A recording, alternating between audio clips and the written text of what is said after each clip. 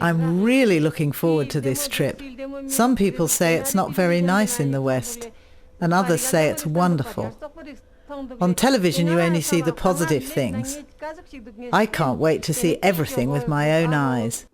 Hopefully it will help to make it all clearer, show me what the West is really like. I've heard that so many people live in London that it's so crowded. I wonder what it'll be like. What does everyone do there? I've been thinking a lot about it. What will it feel like to be there? 55-year-old Dolma Tsering and 51-year-old Tsewang Dolma from Ladakh, or Little Tibet, are on their way to London, heading into the unknown.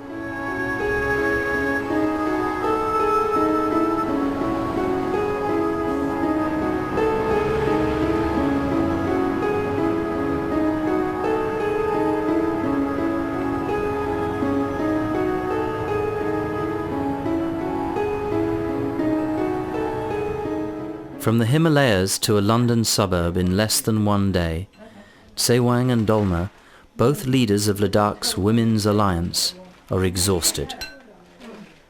The trip has been organised by Helena Norberg-Hodge, a Swedish-born environmentalist now living in England, who speaks Ladakhi fluently. This is no ordinary tourist trip, but a so-called reality tour. Sorry, I've got to go now. Alright, bye now. Staying with a family provides a sense of everyday life in England. She's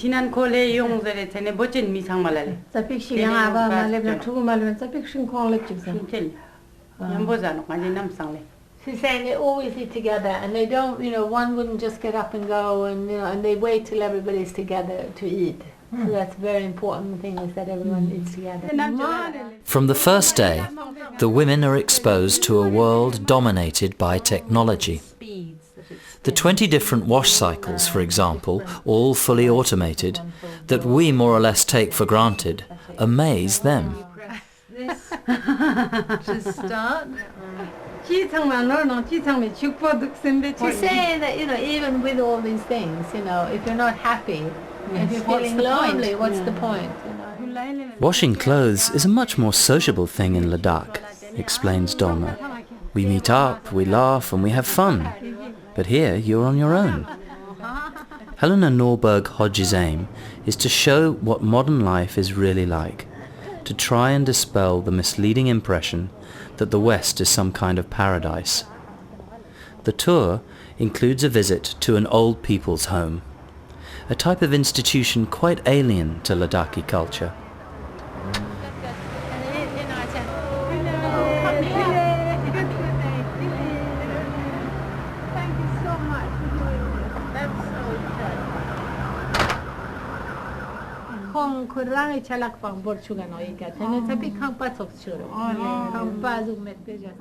All the rooms are individually furnished, the manager explains.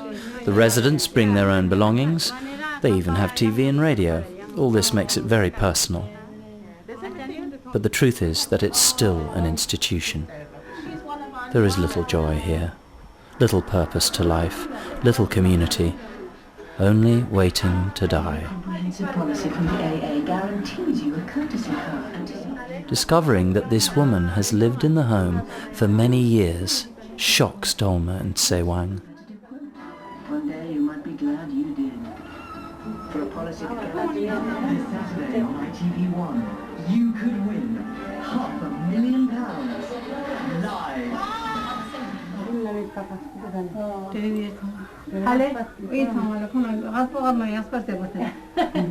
She's surprised that she's saying that someone old has these animals because she thinks of them as toys.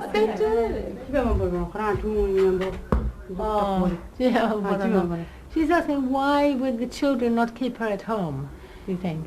Because this lady, she suffers with dementia. Dementia and mental health. I've never heard of that illness in Ladakh. I don't think it exists. For people in the non-industrialized world, the spiritual and psychological poverty of being so lonely and so isolated is one of the biggest and most shocking truths about Western life. And so that, more than anything, can help to establish a balance so that they realize, oh, there is something to be lost. Something that for them is very, very important. This relationship between the old and the young, and more contact with one another. That's another gentleman. That's Albert. Albert looks like he's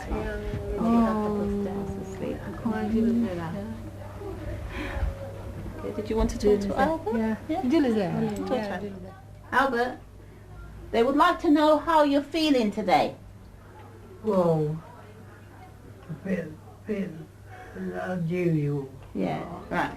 Have you got any grandchildren, Albert? No, not married. No. Albert's a single man. All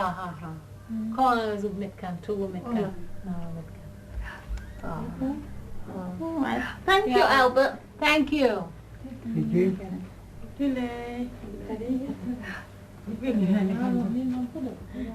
Seeing the way Albert and the other residents of the home live causes the two Ladakhis, who are both from large extended families, to reflect on their own lives. Back home in Ladakh, it would be a real sin to disown your parents and send them away. We just couldn't do it. We really couldn't. With us, it doesn't matter whether someone is rich. If you haven't got your family around you, if your grandchildren are not with you, you are poor. Only those people who have their family with them are rich.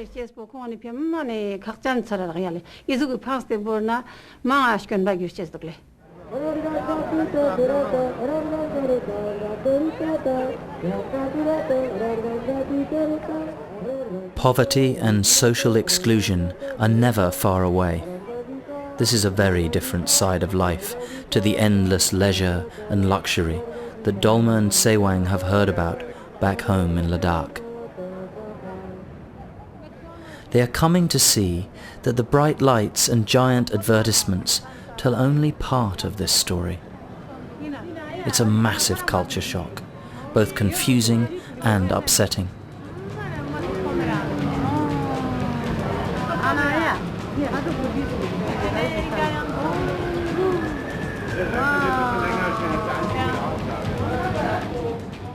Sex as a commodity, as a service to be bought and sold, like anything else in the consumer culture.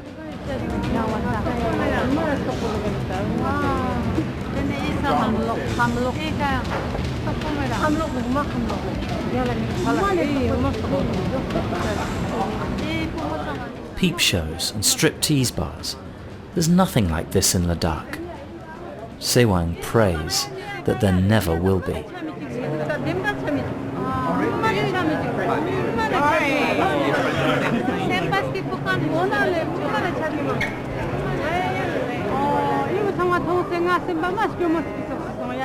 Seeing all this makes me very sad. I don't understand what's going on. Why do people do this? It's so strange. Sex for money, women who sell themselves. We don't know anything like that in Ladakh. It makes me very sad. But despondency is a feeling that does not last long with Ladakhis.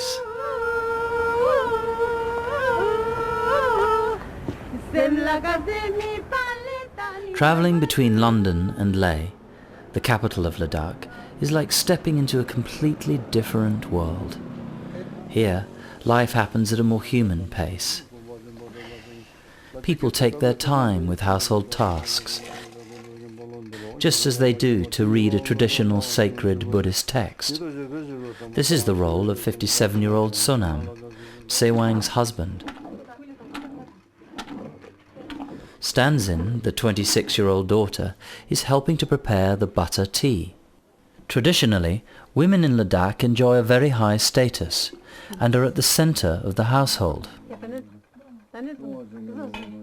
Having time to talk to one another, being together as a family, is very important to Tsewang, as it is to all Ladakhis.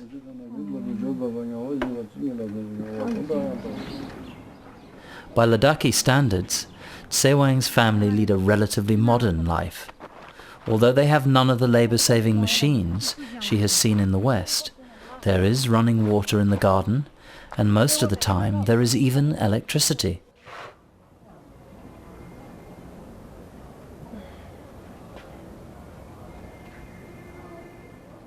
Politically, this former kingdom on the border with China belongs to India, but culturally it is part of Tibet. The river Indus, which is fed by the melted snow and ice from the glaciers, provides water for irrigation. But Ladakh is largely a dry land, a Himalayan desert. The climate is extreme, with temperatures ranging from 30 degrees centigrade in summer to minus 30 degrees in winter. It takes Tsewang almost a whole day to get to her village.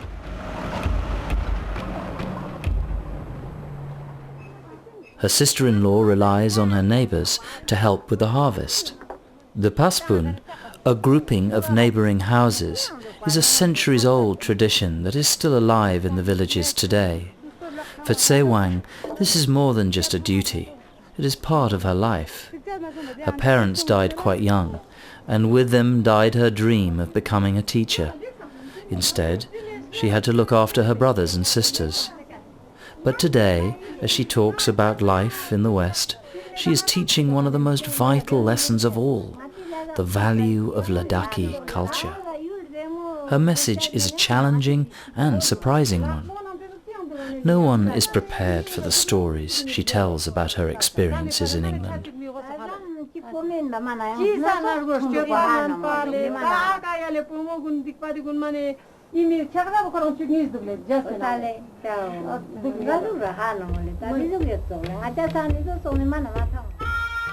In the high plains of Ladakh, time seems to stand still.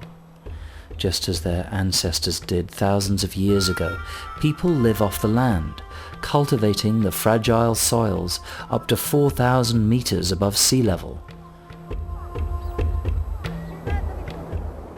Accompanied by Helena, Dolma is visiting her mother for the first time since her return from London.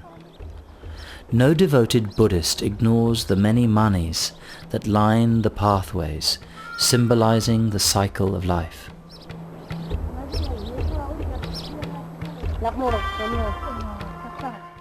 Dolma, who like Tsewang, is now living with her husband and her children in the capital Leh, grew up here.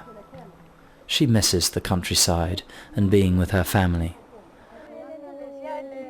The white katak, a silk scarf, is a symbol of honor for respected guests.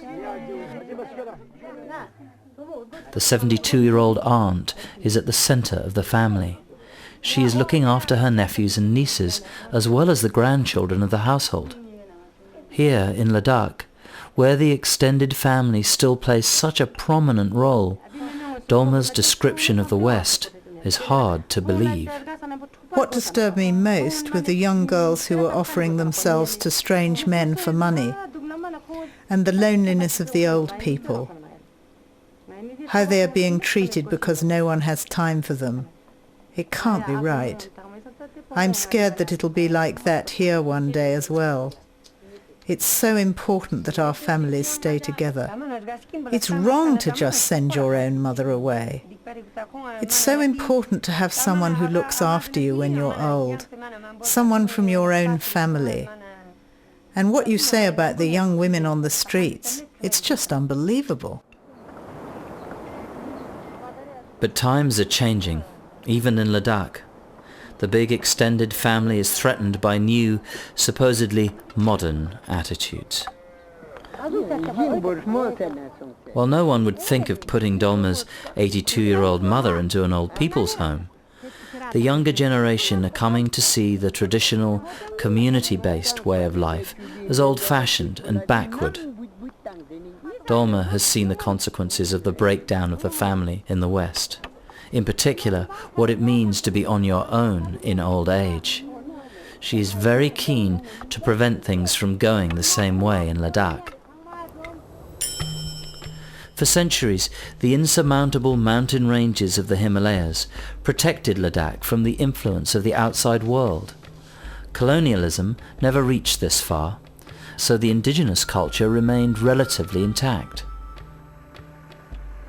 The first major change came as late as 1974, when the area was thrown open to tourism and development. Helena Norberg-Hodge first visited Ladakh at the same time. It was a visit that was to change her life. Ever since, she has been helping the Ladakhis to withstand the pressures of modernization. And I realized that the Ladakhis just didn't have any information about what was coming in. And that included, the most educated, wise people using an old DDT container for a salt shaker, or people baking their bread directly on asbestos. And there was no information about the fact that in the West, people were abandoning these things. So I realized there was a real role for a Westerner to try to help bridge this information gap. Ladakh is no longer the paradise that it was 30 years ago. The forces of change include tourism. It provides a few Ladakhis with a cash income, but at the same time it presents a real threat to the people's cultural identity. One of the worst effects that I've seen of the global economy on Ladakh is the way that it makes people feel inferior. The reason that happens is because they're getting all these impressions about life in the West, about a glorious consumer culture where we do no work, where we have infinite amounts of leisure and money to buy all these things. It makes people feel inferior. It makes them feel ugly, backward, stupid. Young people now are using a dangerous skin lightening cream called Fair and Lovely. The dolls that children are given to play with now have blonde hair and blue eyes. The TV and the films show Rambos for the young men as their role models. The end result is a deep sense of inferiority and a psychological desire to imitate the consumer culture and to be seen as respectable modern people.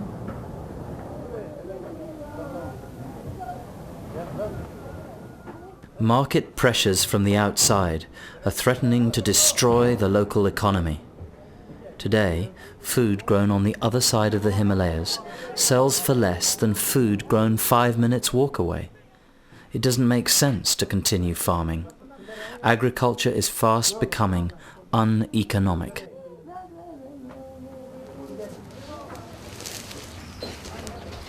This is one of the biggest problems affecting Ladakh, because subsidized food coming in here is destroying the local market.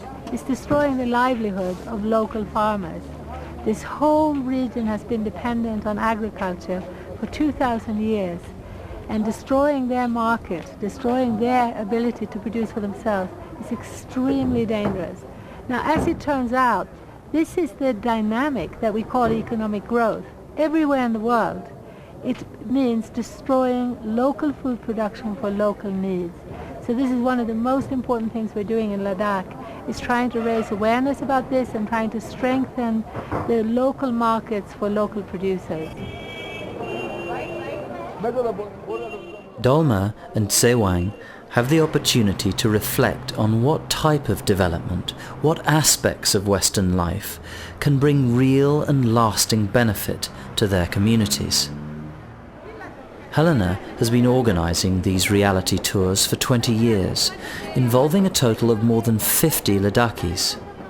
Experiencing daily life in the West as it really is, in particular seeing how hard people have to work to make a living, causes participants in the program to see their own way of life in a different light, to appreciate more consciously the strengths of their own culture. The tours are educational, but the Ladakhis' irrepressible good humor ensures that they are also a lot of fun. However bleak the surroundings, the women never lose their joie de vivre.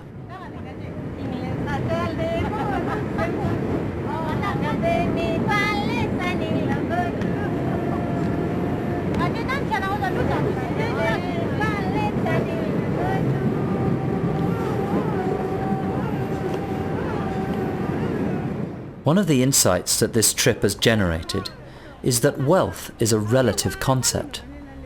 Dolma and Tsewang had heard about the fantastic salaries Westerners get, but they hadn't heard so much about the fantastic prices they have to pay. Still, they managed to buy some gifts for friends and family back home. Dolma's husband had asked for a new hat.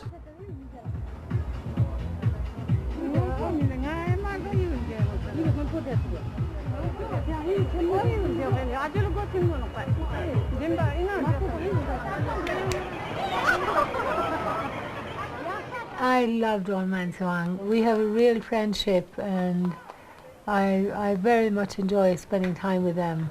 And very, very intelligent, very quick.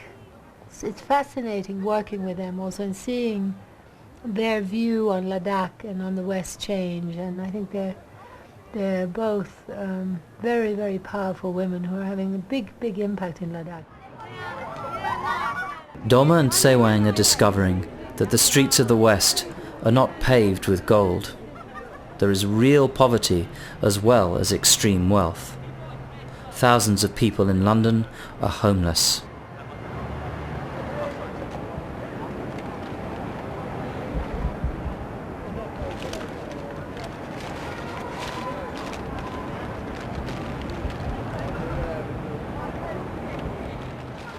What is he doing? Tsewang asks. Well, basically I'm looking for something to eat. I'm hungry.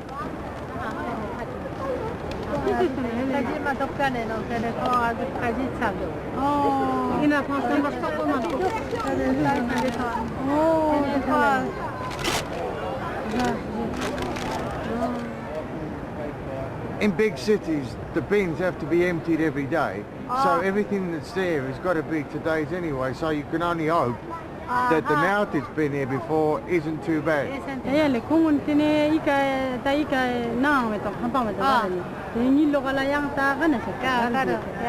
said, well, where do you go to sleep if you really don't have a house at all? Shop doorways, railway station fronts. They say, she said, wouldn't your parents give you a house if you wanted a house from your parents? Well, it doesn't seem that way because my dad thinks I did things wrong a few years ago. I went about things the wrong way. Witnessing this kind of poverty changes Dolma and Tsewang's image of our so-called affluent society. Helena Norberg-Hodge is director of the International Society for Ecology and Culture, or ISEC, an action-orientated think tank that promotes alternatives to the global consumer culture. ISEC's projects in the West are managed by her husband, John Page. Some people might think that their tireless commitment is pointless. But it was exactly that idealism that earned Helena and her organization the so-called Alternative Nobel Prize in 1986. The Dalai Lama has given his blessing to ISEC's work, and Indira Gandhi also lent her support. Well, my dedication to Ladakh has really become a dedication to the knowledge that human beings can live differently. The knowledge that we are not innately as greedy as we are now being made to be through advertising and through pressures on young children that make them feel insecure and inferior. So my work really has become trying to get that message out around the world, that the consumer culture doesn't make us happy. And I would say on the whole, that knowledge that I gained from Ladakh, I feel makes me stronger, and I think I have a more optimistic view about human nature and people and about the possibilities for the future. Ladakh's own future lies to a great extent in the hands of the Women's Alliance, which was founded by Helena and Dolma in 1992. The alliance has more than 5,000 members and is today Ladakh's most respected voice for culturally and ecologically sensitive development. these days when I come back, I'm treated like a High Lama or a state guest, and I get tremendous reception. And this is something new. 20 years ago they didn't treat me like that. In fact, then there were many people who laughed at me, and that those same people now appreciate what I've been doing, valuing me as someone who came here and helped them see the value of their own culture. So this recognition of me now is literally a recognition of the value of their own culture. Once a year, the women organize a festival to celebrate Ladakh's local knowledge and skills. Almost every village is represented, providing an overview of the traditional culture. The Women's Alliance also runs a centre in Leh. A handicrafts shop helps to finance some of their activities. Each year, 25,000 people visit Ladakh. Those that come to the centre take back with them information not only about the region's cultural heritage, but a better understanding of the impact of economic development.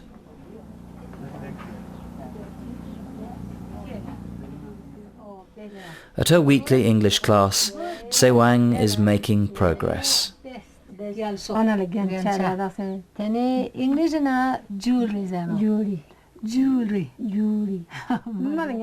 Helena was responsible for compiling the first Ladakhi English dictionary, writing the language down for the first time.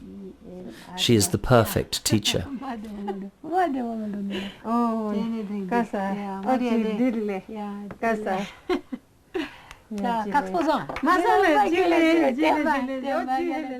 In 1983, ISEC established the Centre for Ecological Development. For schools, visiting the centre is now an established part of the curriculum. With 350 days of sun a year, Ladakh is the ideal place for solar technology. So we started demonstrating a whole range of alternative technologies based on solar, wind and water. And we found that introducing these technologies costs far less money than using the centralized petroleum-based technologies that are being brought in all over the third world. The Ecology Group employs about a dozen Ladakhis in its workshop, manufacturing solar cookers, hydraulic ram pumps and small-scale water turbines.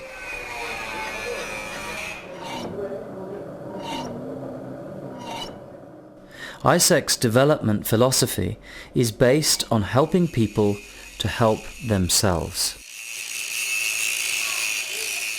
Everything we're doing is using local resources, local knowledge, local skills, and the end result is that it's a development that's adapted to local needs and to create jobs. It doesn't cause the sort of urbanization and joblessness that conventional development creates. And it really works. So it's really wonderful to know that you can find a type of development where a traditional culture can meet the modern world without destroying either the environment or the social fabric. Solar cells and batteries for lighting. There are more than 600 installations like these in 100 villages. The government pays for a good part of the cost.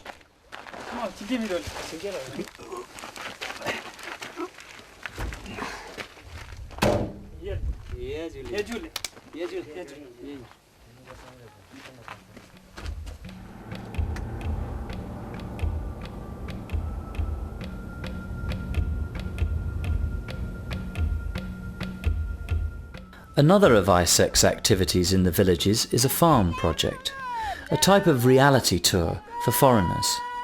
Richard, from the UK, is one of the many Westerners living and working with a Ladakhi family. Participants gain first-hand experience of the psychological and economic pressures on the Ladakhis to move away from the land, while learning something of the joys of community and shared work. At the same time, they help to restore respect for farming, which many young Ladakhis are starting to reject as primitive, even shameful. Helena often visits the host families to help with the language and make sure everything is going well.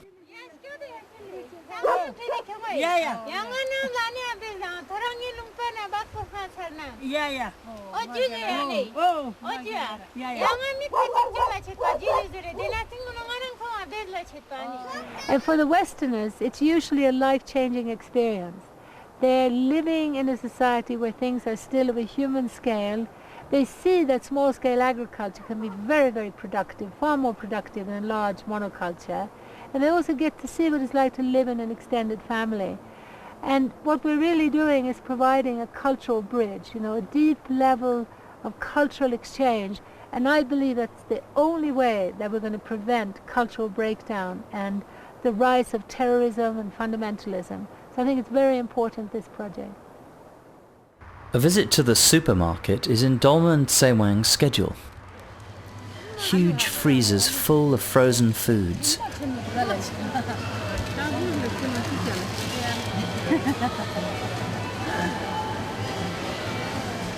Row after row of plastic packaging.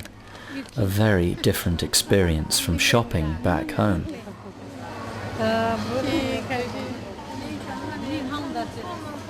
We're trying to show them that in the West, these products are full of artificial coloring and preservatives and packaging, and those products cost less than local products.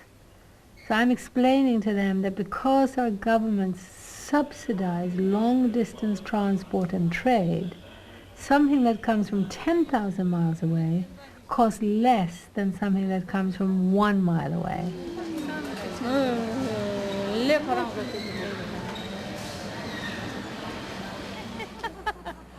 Hard hats for the next stop on the tour, to see some of the environmental costs of the supermarket culture.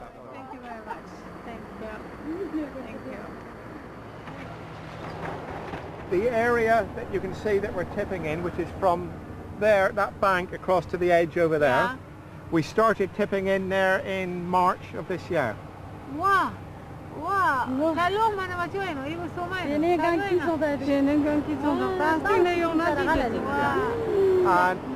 to totally fill that area will take us until the end of December this year. Every day, 170 lorry loads end up here, a very visible end result of a very wasteful and polluting economy.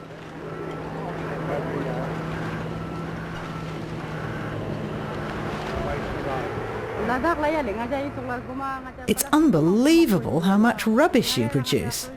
In Ladakh too, we are beginning to see a real problem with waste. I'm so happy that the Women's Alliance managed to ban plastic carrier bags. It's a very important first step. I'm just shocked. I've never seen such enormous amounts of rubbish all at once. And all those machines. But Helena also tries to communicate the positive aspects of Western life, showing how there is a whole movement towards sustainable ways of living and more natural products. This is just what we use in our cushions in Ladakh. The same sort of grass. I can't believe how expensive it is here. This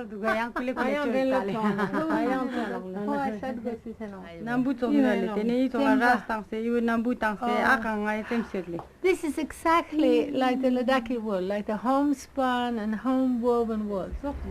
Sok temba. Nambu sok meda da. Na nyuwaza, temba nyuwaza.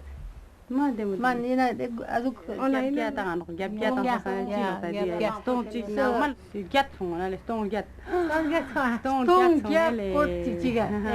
Dolma is saying that this in Ladakh would cost 800.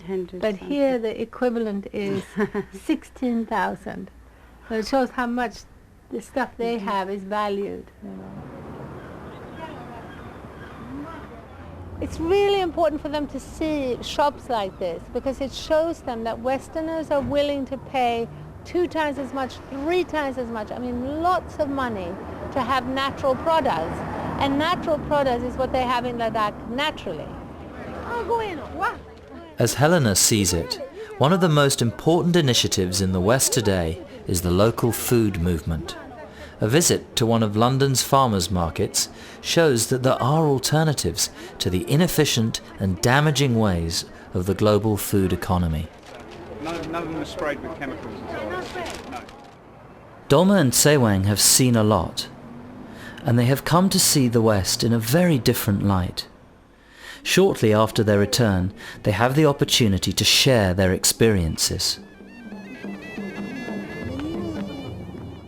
A new women's group has formed in the small village of Palam and has invited Dolma and Tsewang to talk to them.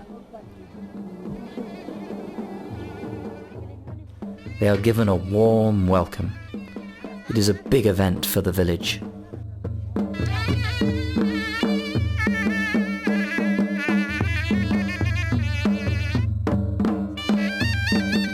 In this tent, the reality tour comes full circle. The message the women of Palam are about to hear will counter the false impressions that have led many Ladakhis to see their own culture as inferior. It's a message that helps to restore self-respect. At first I was just amazed. Everything was so different. But soon I didn't like it. People there don't have any time. Everybody is rushing without talking to each other.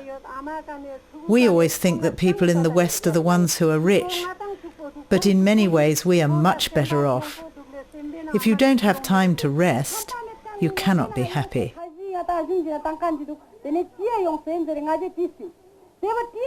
We met people who'd lost their jobs and now live on the streets.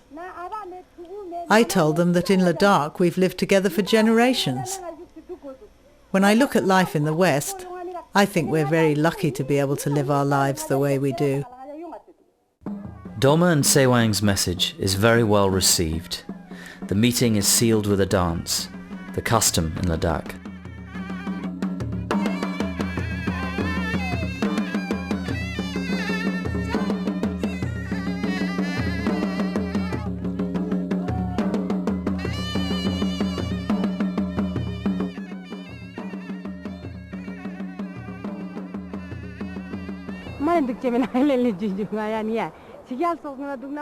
I would never want to live in the West. I just can't imagine it. Here, living on your own is the worst thing that can happen to someone, the saddest thing. In the West, a lot of people seem to be lonely and completely isolated and totally without any joy in their lives. Honestly, I wouldn't want to have to live there.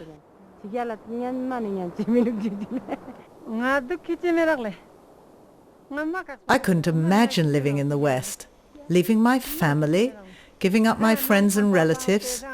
The price would be too high. No matter how much money I earned or how comfortably I lived, I could never do that. Ladakh is where I belong. For Helena, Ladakh has become a second home. 3 decades ago, she came here as a stranger. Today, the Ladakhis have adopted her as one of their own. The most important thing I've learned from Ladakh is the importance of community, of having deep, long-lasting relationships with other people, of not living in such an isolated and cut-off way. And I've learned also about the importance of having daily contact with the natural world, with animals, with the grass, with the soil. I've learned that that's what makes me more happy, and I think that's true for most people.